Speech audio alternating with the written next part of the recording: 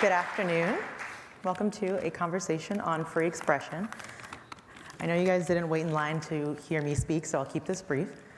I'm here to introduce our very special guest, but before I introduce him, or rather, in order to introduce him, I'm obliged to introduce our current moment. The Georgetown community is supremely happy to be hosting this event on free expression, but it is no happy accident that it is. The time of this conversation, the setting of this conversation, and the messenger for this conversation loom large in our minds. With regard to time, the age of social media has concluded its youth and entered into maturity. We no longer see social media as a novel way to communicate, but the central way many of us maintain our friendships, get our news, and engage in politics. Now that billions of us and our data are on these platforms, we're faced with new, challenging questions. Who decides what is permissible content? How do we deal with bad actors and disinformation, especially in the lead up to an election? And what kinds of framing should we use when thinking about what is owed to users by these platforms? A rights-based framing, a market-based framing, or something else? I can think of no better place to tackle these questions than Georgetown.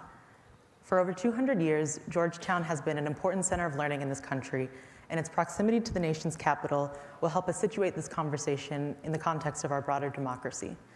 Georgetown also houses many schools, centers, and student organizations whose work is closely linked to today's topic. I'd be remiss if I didn't mention the McCourt School of Public Policy, geopolitics that organized this event, and the graduate organization I helped co-found called the Georgetown Technology Policy Initiative. You can like us on Facebook.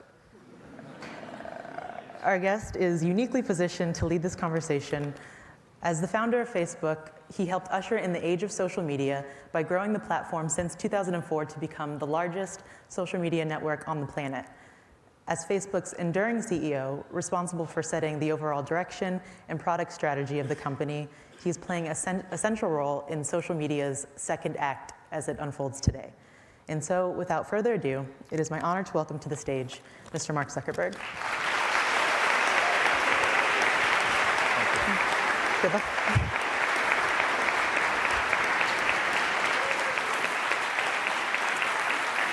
Hey everyone. It's really great to be here at Georgetown with all of you today. Before we get started, I just want to take a moment to acknowledge that today we lost an icon, Elijah Cummings. He was a powerful voice for equality and for social progress and for bringing people together.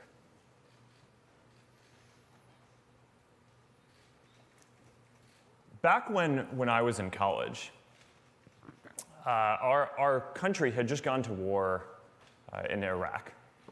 And the mood on our campus was disbelief.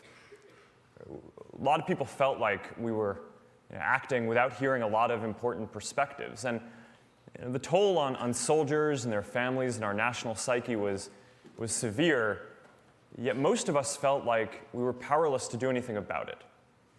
And I remember feeling that if more people had a voice to share their experiences, then maybe it could have gone differently. And those early years shaped my belief that giving more people a voice gives power to the powerless and pushes society to get better over time. Now, back then, I was just building an early version of Facebook for my community, but I got a chance to see my values and beliefs play out at a smaller scale. And when students got to express who they were and what mattered to them, they started more student groups, they organized more businesses, and they even challenged some established ways of doing things around campus. And it taught me the lesson that while a lot of the world often focuses on the big events and institutions, the bigger story is that most progress in our lives actually comes from individuals having more of a voice. So since then, I've focused on building services that do two things: give people a voice and bring people together. And these two simple ideas of voice and inclusion go hand in hand. And we've seen this throughout history, even if it doesn't always seem that way today. More people being able to share their experiences and perspectives has always been necessary to build a more inclusive society. And it is our commitment to each other that we hold each other's right to express ourselves and be heard above our own desire to always get our way in every debate. That's how we make progress together. But this view is increasingly being challenged. Now, some people believe that giving more people a voice is driving division rather than bringing people together. More people across the spectrum believe that achieving the political outcomes that they think matter is more important than every person having a voice and being heard. And I think that that's dangerous. So today, I want to talk about why and some of the important choices around free expression that I think that we face going forward. Throughout history, we've seen how being able to use your voice, how people being able to use their voice helps people come together. We've seen this in the civil rights movement.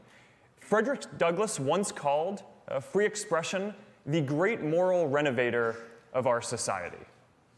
He said, "Slavery cannot tolerate free speech." Civil rights leaders argued time and again that their protests were a protected form of expression, and one noted that nearly all of the cases involving the civil rights movement were decided on First Amendment grounds. We've seen this globally too, where the ability to speak freely has been central to the fight for democracy worldwide. The most repressive societies have always restricted speech the most, and when people are finally able to speak, they often use their voice to call for change.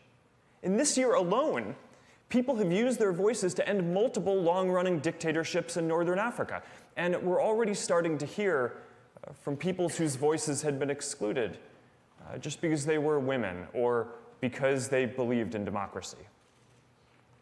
Now, our idea of free expression has become much broader over even the last 100 years.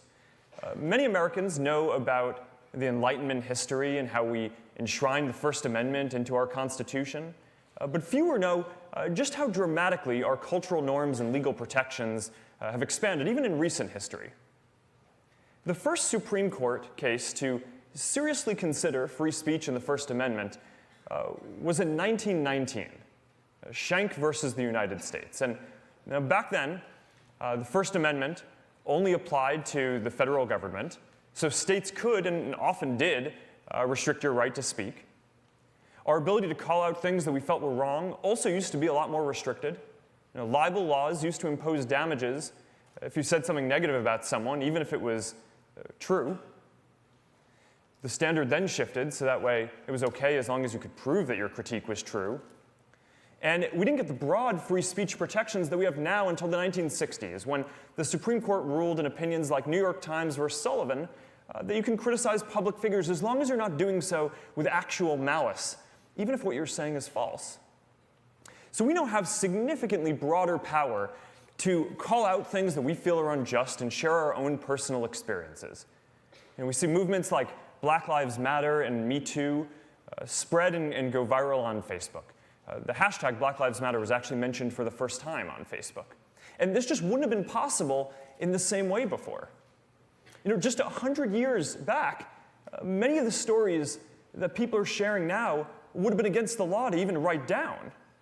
And of course, without the internet, they certainly wouldn't have reached so many people. So with Facebook today, more than 2 billion people now have a greater opportunity to express themselves and to help others. Now, while it's easy to focus on the big social movements, I think it's important to remember that most progress happens in our individual lives. It's the Air Force moms who start a Facebook group so that their children and other service members who can't come home for the holidays have a place to go.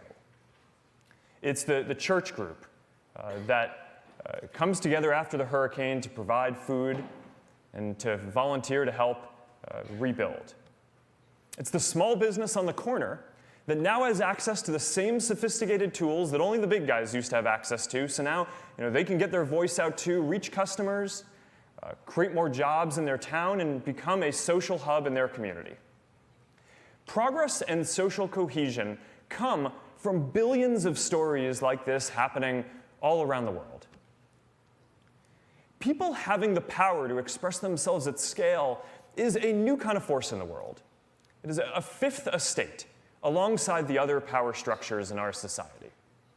And people no longer have to rely on traditional gatekeepers in politics or media to make their voices heard, and that has important consequences.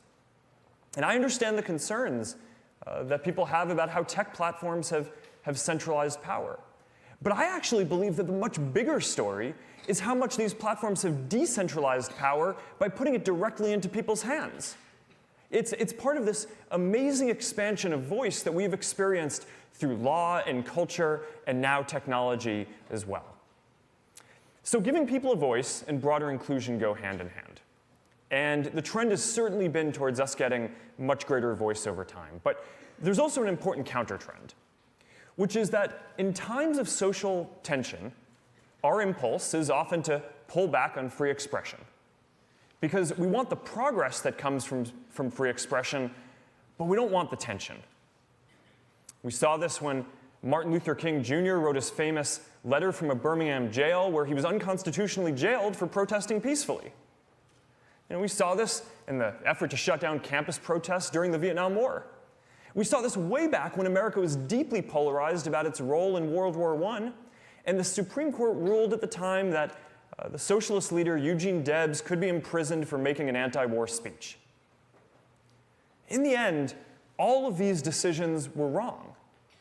Pulling back on free expression wasn't the answer, and in fact, it often ends up hurting the minority views that we seek to protect.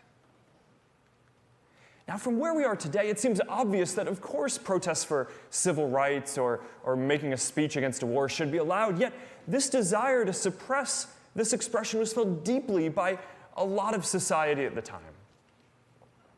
And today, we are in another moment of social tension. We face real issues that are going to take a long time to work through, massive economic transitions from globalization and technology, fallout that remains from the 2008 financial crisis, very polarized reactions to social issues and greater migration, not just here, but across the EU and around the world. And many of our issues flow downstream from these changes. And in the face of these tensions, once again, a popular impulse is to pull back on free expression. We're at another crossroads. We can either continue to stand for free expression, understanding its messiness, but believing that the long journey towards greater progress requires confronting ideas that challenge us. Or we can decide that the cost is simply too great. And I'm here today because I believe that we must continue to stand for free expression. Now, at the same time, I know that free expression has never been absolute. Right? There are some people who argue that internet platforms should allow all expression that is protected under the First Amendment, even though the First Amendment explicitly doesn't apply to companies. Now, I'm proud that our values at Facebook are inspired by the American tradition, which is more supportive of free expression than anywhere else in the world. But even American tradition recognizes that some speech infringes on other people's rights. Yet still, a strict First Amendment standard might require us to allow things like terrorist propaganda or bullying people that almost everyone agrees that we should stop, and I certainly do, as well as content like pornography that would just make a lot of people uncomfortable using our platforms. So once we're taking this content down, the question is, where do you draw the line? So most people would agree with the principle that you should be able to say things that people don't like, but you shouldn't be able to say things that put other people in real danger. And the shift over the last several years is that more people today would argue that more speech is dangerous now than would have just several years back. So this raises this question of exactly what counts as dangerous speech online, and I would like to spend some time examining that in detail today.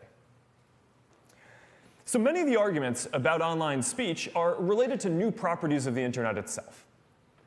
If you believe that the internet is completely different from everything that comes before it, then it doesn't make much sense to focus a lot on historical precedent. But I believe that we need to be careful about such overly broad arguments because they've been made about pretty much every new technology, from the printing press to the radio to the television. Instead, I think that we need to consider the specific ways that the internet is different and how internet services like ours might address those risks while still protecting free expression.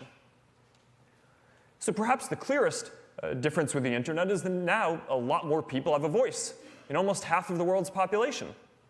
And that is dramatically empowering for all the reasons that I've mentioned, but inevitably some people are going to use their voice to try to organize violence, to try to undermine elections, to hurt others. And we have a responsibility to address these risks. Because when you're serving billions of people, even if a very small percent of them cause harm, that can still be a lot of harm. So we need to address that. And we build specific systems to address each type of harmful content, from incitement of violence to child exploitation to other kinds of harm like intellectual property violations. It's about 20 categories in total. And we judge ourselves by the prevalence of harmful content on our services and by the percent of that content that we find proactively before anyone has to report it to us. So for example, our AI systems identify 99% of the terrorist content that we take down before anyone even sees it. So to do this, that is a massive investment. Right? We now have more than 35,000 people working on security, and our security budget today is greater than the whole revenue of our company was when we had our IPO earlier this decade. Now, all this work, though, is about enforcing our existing policies, right? Not necessarily broadening our definition of what we consider dangerous. And I think that if we do this well, we will be able to stop a lot of harm while also fighting back against putting additional restrictions on speech.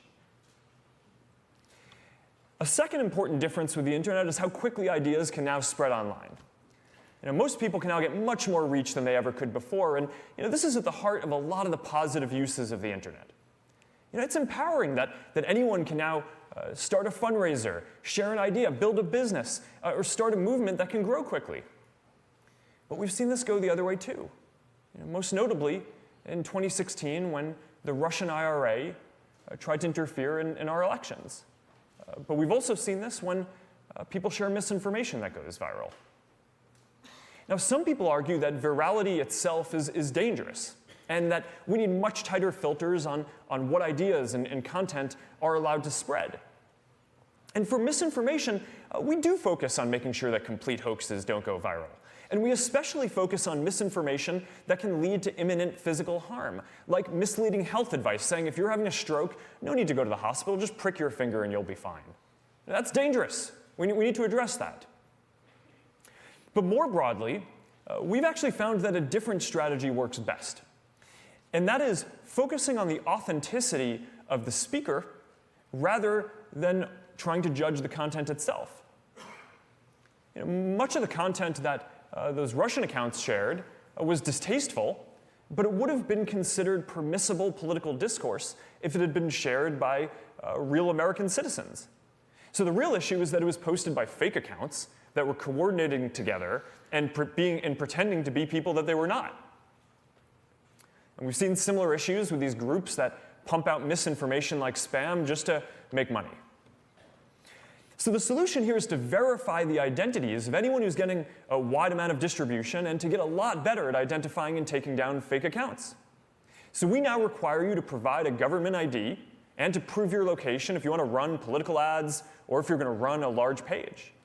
You can still say controversial things if you want, but you have to stand behind them with your real identity and face accountability.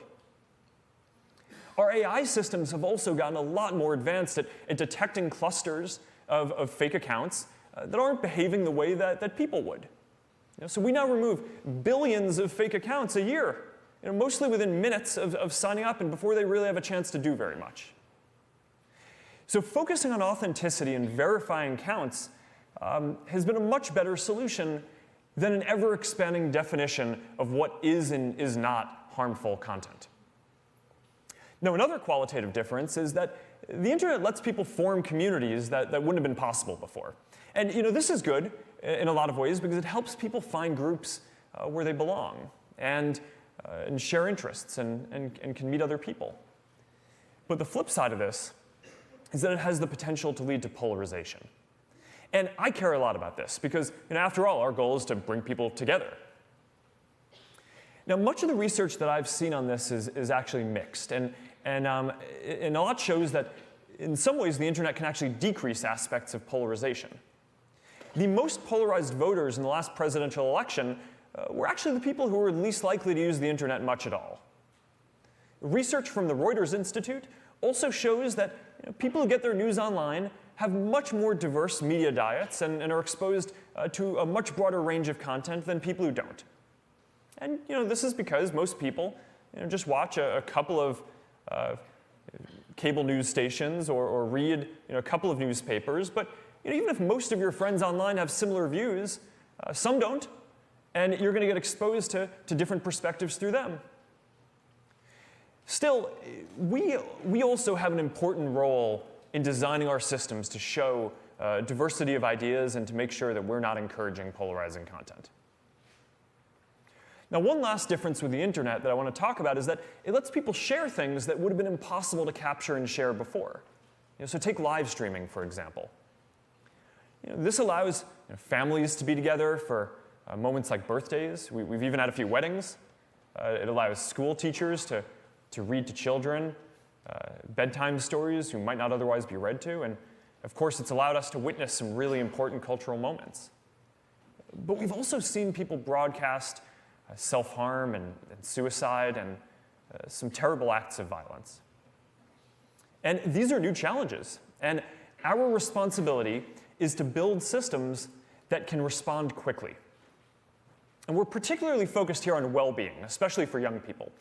We built a team of thousands of people and AI systems that can now detect risks of self-harm within minutes, so we can reach out to people when they need that help most. In the last year, we've helped first responders reach people who needed help thousands of times. So for each of these issues, I believe that we have two responsibilities: to remove content when it can cause real danger as effectively as we can, and to fight to uphold as wide of a definition of freedom of expression as possible, and to not allow the definition of what is considered dangerous to expand beyond what is absolutely necessary. And that's what I'm committed to. So these are new properties of the internet. But there are also shifting cultural sensitivities and diverging views on what content people consider dangerous. So take misinformation. No one tells us that they want to see misinformation. Right? That's why we work with independent fact checkers to stop hoaxes that are going viral from spreading. But misinformation is a pretty broad category. A lot of people like satire, which isn't necessarily true. A lot of people talk about their experiences by telling stories that may be exaggerated or have inaccuracies, but speak to a deeper truth than our lived experience. And I think we need to be careful about restricting that. And even when there is a common set of facts, different media outlets often tell very different stories, emphasizing different angles and aspects of the story. So there's a lot of nuance here. And while I certainly worry about an erosion of truth, I don't think most people want to live in a world where you can only post things that tech companies judge to be 100% true. So we recently clarified our policies to ensure that people can see primary source speech from political figures that shapes our civic discourse. Political advertising is more transparent on Facebook than anywhere else. We keep all political and issue ads in an archive so everyone can scrutinize them for years to come, and that's something that no TV or print does. Now, we don't fact-check political ads, and we don't do this to help politicians, but because we think people should be able to see for themselves what politicians are saying.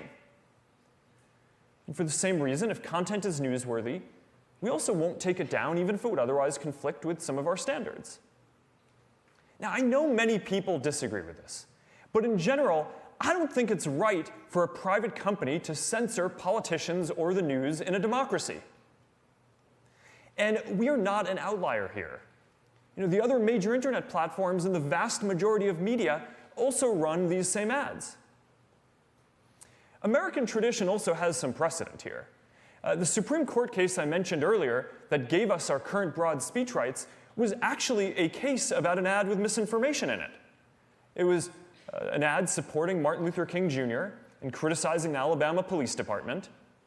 And the police commissioner sued the Times. The jury in Alabama found against the Times. And then the Supreme Court unanimously reversed that decision, creating today's speech standard. So as a principle, in a democracy, I believe that people should decide what is credible, not tech companies. Now, of course, there are exceptions. And even for politicians, we're not going to allow content that incites violence or risks imminent harm. And of course, we don't allow voter suppression.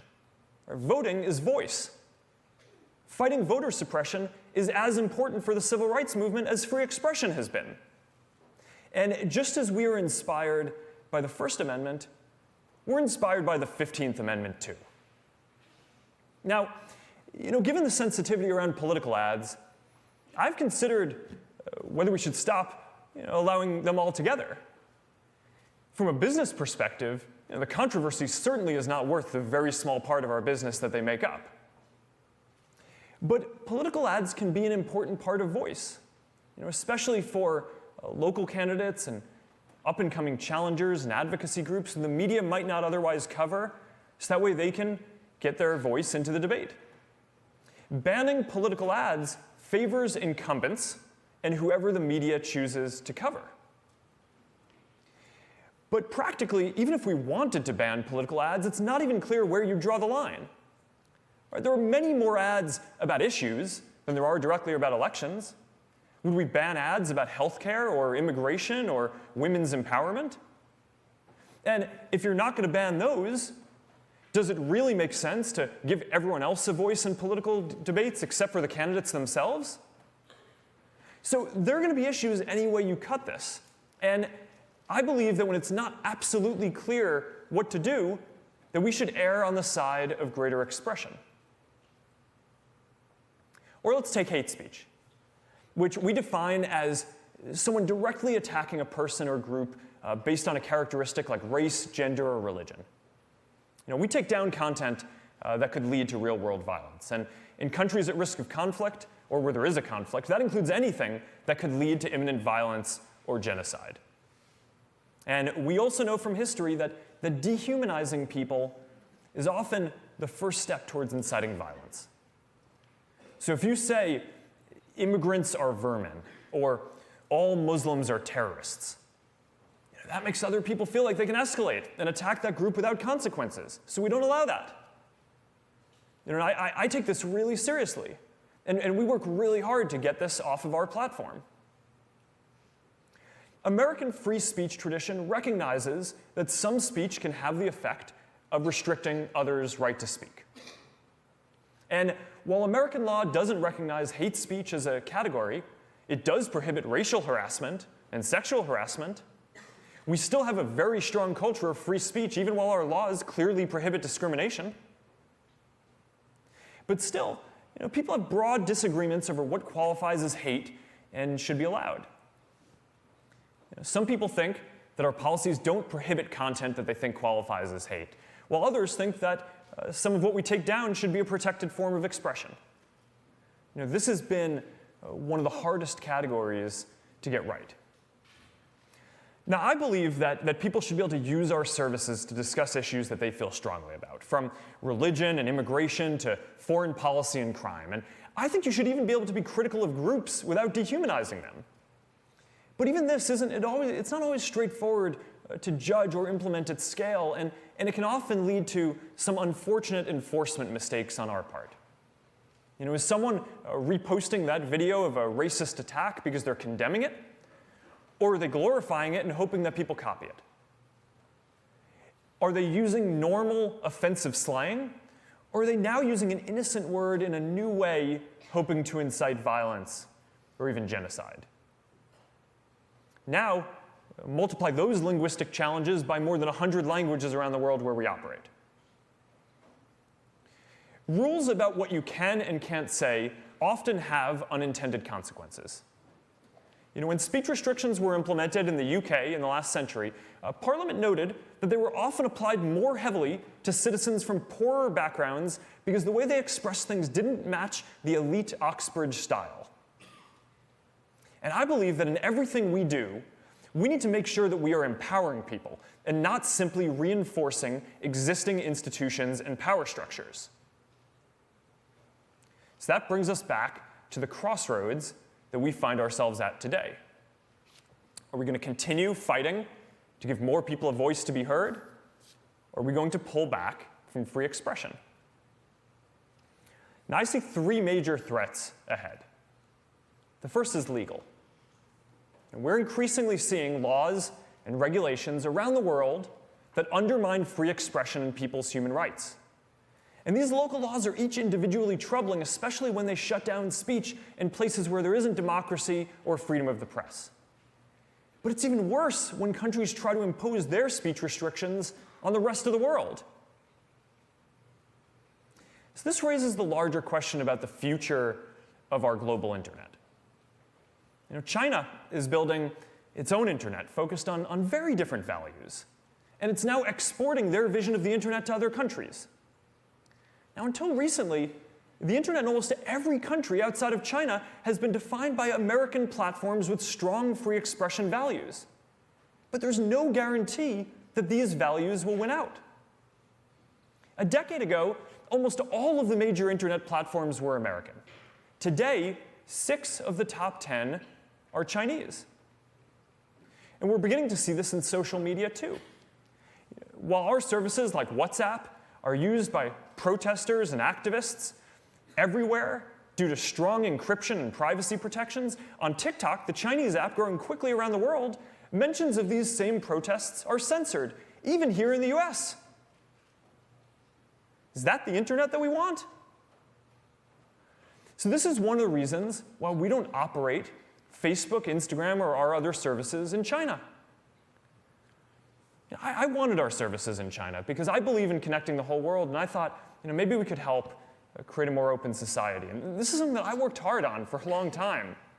But we could never come to agreement on what it would take for us to operate there, and they never let us in. And now we have more freedom to speak out and stand up for the values that we believe in and fight for free expression around the world. So this question of which nation's values are going to determine what speech is allowed for decades to come really puts into perspective our debates about the content issues of the day. Because while we may disagree on exactly where to draw the line on specific issues, we at least can disagree. That's what free expression is. And the fact that we can even have this conversation means that we're at least debating from some common values. If another nation's platforms set the rules, our discourse can be defined by a completely different set of values. So to push back on this, as our policymakers work to define internet policy and regulation, to address public safety and the important social issues, I think that we should also be proactive and write policy that helps the values of voice and expression triumph around the world. The second challenge to expression is from the platforms themselves, including us. Because the reality is that we make a lot of decisions that affect people's ability to speak. Now, I'm committed to the values that we're discussing today, but we won't always get it right. I understand that people are concerned about how much control we have over how people communicate on our services, and I understand people are concerned about bias and making sure that their ideas are treated fairly. And frankly, I don't think that we should be making so many important decisions about speech on our own either. We'd benefit from a more democratic process and clearer rules for the internet and some new institutions. So that's why we're establishing an independent oversight board for people to appeal our content decisions. The board is going to have the power to make final binding decisions about whether content stays up or comes down across our services. And these are going to be decisions that our team and I cannot overturn. And we're going to appoint members to this board who have a diversity of views and backgrounds, but who each hold free expression as a paramount value. Now, building this institution is important to me personally, because I'm not always going to be here. And I want to ensure that these values of voice and free expression are enshrined deeply into how this company is governed. And the third challenge to expression is the hardest because it actually comes from our culture itself. We are at a moment of particular tension here and around the world, and we are seeing the impulse to restrict speech and enforce new norms on what people can and cannot say. And increasingly, we're seeing people across the spectrum try to define more speech as dangerous because it may lead to political outcomes that they see as unacceptable. Some hold the view that since the stakes are now so high, they can no longer trust their fellow citizens with the power to communicate and to decide what to believe for themselves. I personally believe that this is more dangerous for democracy over the long term than almost any speech. Democracy depends on the idea that we hold each other's right to express ourselves and be heard above our desire to always get the outcomes that we want. You can't impose tolerance top-down. It has to come from people opening up, sharing experiences, and developing a shared story for our society that we all feel like we're a part of. That's how we make progress. So how do we turn the tide? Well, someone once told me that our founding fathers thought that free expression was like air. You don't miss it until it's gone. When people don't feel like they can express themselves, they lose faith in democracy and are more likely to support populist parties that prioritize specific policy outcomes over the health of our democratic and civic norms. I'm a little more optimistic. I don't think we need to lose our freedom of expression to realize how important it is.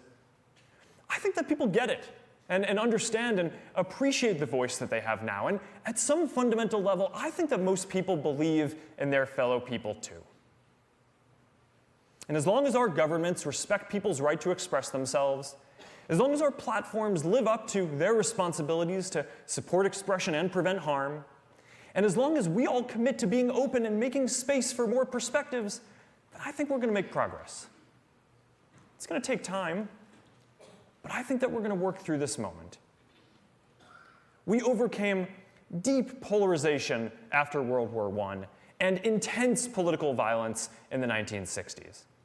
Progress isn't linear. Sometimes we have to take 2 steps forward and 1 step back. But if we can't agree to let each other talk about the issues, then we can't even take the first step. So even when it's hard, this is how we build a shared understanding. So yes, we have big disagreements, maybe more now than at any time in recent history. But part of this is because we're getting our issues out on the table, issues that for a long time weren't talked about enough. More people from more parts of our society now have a voice than ever before, and it's going to take time to hear all these voices and knit them together into a coherent narrative. Sometimes we hope for a singular event to come along and resolve these conflicts, but that's never been how it works. We focus on the major institutions, our government, the large companies, but the bigger story has always been regular people using their voice to take billions of individual steps forward to make all of our lives and our communities better. The future depends on all of us. And whether you like Facebook or not, I think we need to recognize what is at stake and come together to stand for voice and free expression at this critical moment. I believe in giving people a voice because at the end of the day, I believe in people. And as long as enough of us keep fighting for this, I believe that more people's voices will eventually help us work through these issues together and write a new chapter in our history where from all of our individual voices and perspectives, we can bring the world closer together. Thank you.